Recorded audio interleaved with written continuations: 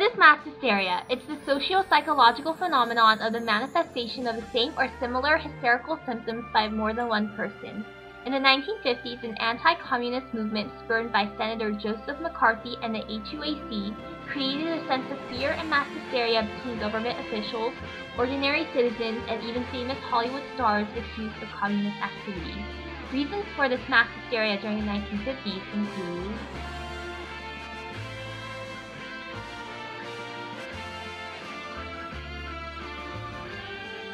In the beginning, Joseph Stalin of Russia and Adolf Hitler of Germany were enemies, both resolving to dramatic measures of communism to control Russia and Germany. By the way, communism is the idea that a society where there is hardly any class system is the best kind there is. The lack of classes would lead to the lower wage of the citizens and take away all private property. Lives in these two countries were terrible for the citizens. Everyone was poor, people lost their homes and animals, and even their lifelong belongings.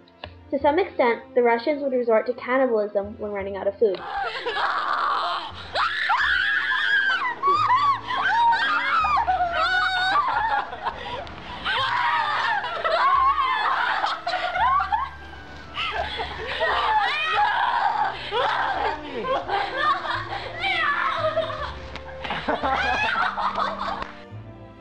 As a result of all these tragedies, communism led to the defeat of lower classes, having the major communist parties rule the nation.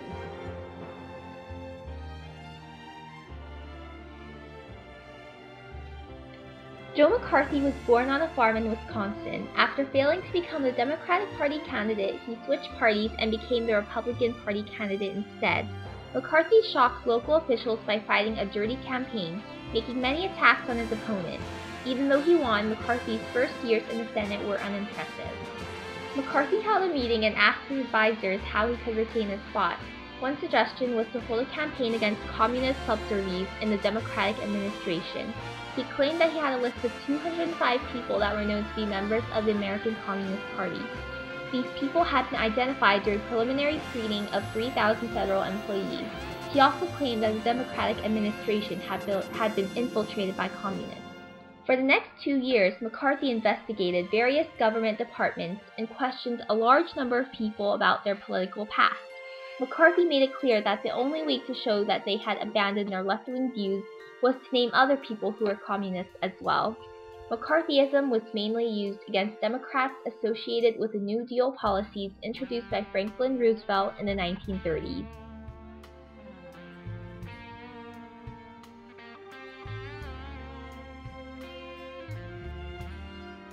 With all the chaos and rumors of communist danger and threats floating around the public, the HUAC began an effort to eliminate these threats through interrogation.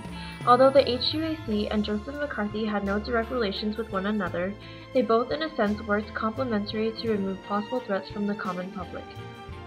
The HUAC during the Standing Committee from 1945 to 1975 began to gather investigations of suspected threats of subversion and propaganda that attacked the form of government guaranteed by our Constitution, eventually leading to the Hollywood 10 blacklist. These people accused of communism were mainly famous directors and screenwriters that were able to sway the public opinion through propaganda movies. But with the halting of their work, the level of possible communist influence dramatically decreased. Please keep in mind that Joe McCarthy had no direct control over the HUAC. As the HUAC began to do their investigations, they targeted government officials, ordinary citizens, and even Hollywood stars. These people were all either directors or screenwriters, and eventually approximately 300 more people were blacklisted by the HUAC in an attempt to control propaganda. Paranoia of communism swept through the entire American public. Fear of falling into a communist society caused America to enter a state of mass hysteria, causing the Second Red Scare to transpire. Communism had become an attractive economic ideology among many in the United States.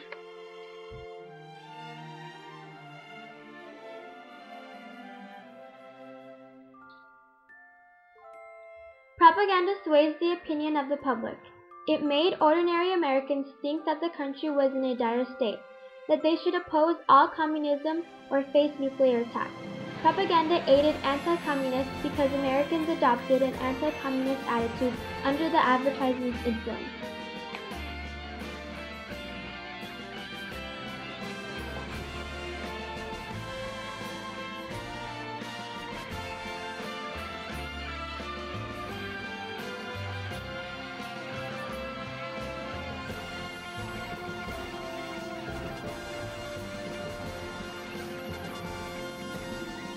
The hysteria over the tensions created by the Cold War justified the actions of McCarthy and the HUAC.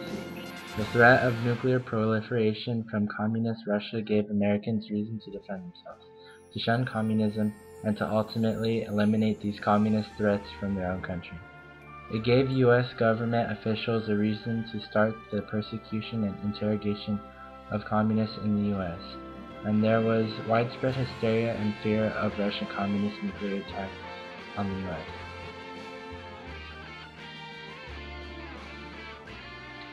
The combinations of these occurrences and threats helped to concoct a lethal mix of hysteria, fear, and the undermining of corrupt government.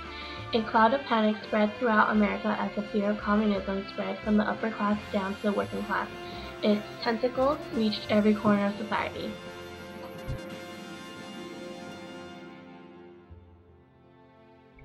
Why should people read The Crucible? The Crucible was written in response to Senator McCarthy and the House Un-American Activities Committee's crusade against supposed communist sympathizers. Despite obvious political criticisms contained within the play, most critics felt that The Crucible was a self-contained play about a terrible period in American history.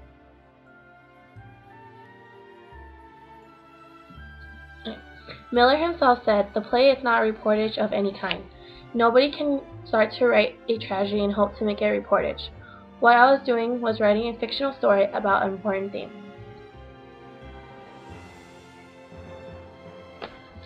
Groupthink is a type of thought within a deeply cohesive in-group whose members try to minimize conflict and reach consensus without critically testing, analyzing, and evaluating ideas. It is the second potential negative consequence of group cohesion. In a similar manner, government officials formed the HUAC and interviewed anyone who they thought were suspicious of communism without rationalizing and investigating further. It was simply a point and accuse situation where people would be interviewed because they were just simply accused.